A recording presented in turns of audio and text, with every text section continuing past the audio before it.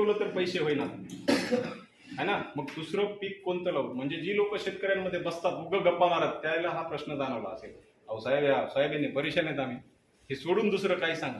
तर दुसरं कोणतं पीक असेल सांगा बरं, सोयाबीनला जे थांबवेल त्याच्या जागेवर दुसरं घेता येईल सांगता येईल का?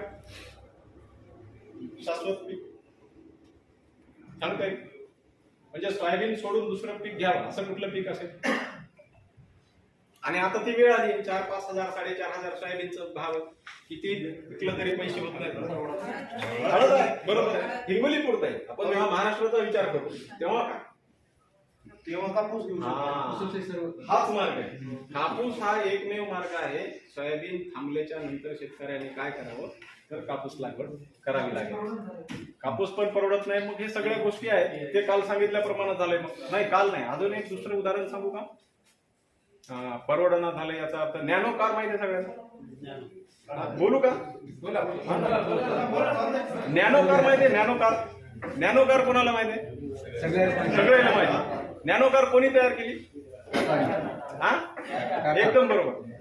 टाटाच्या आयुष्यात फेल झालेलं प्रोडक्ट कोणतं माहिती आहे? टाटाच्या पूर्ण आयुष्यात सुईपासून तर पार कशापर्यंत बी टाटा आहे, पण टाटाच्या आयुष्यात फेल झालेलं काम कोणतं माहिती आहे? Nano car. का माहिती आहे का? कोणाला सांगता येईल का? हा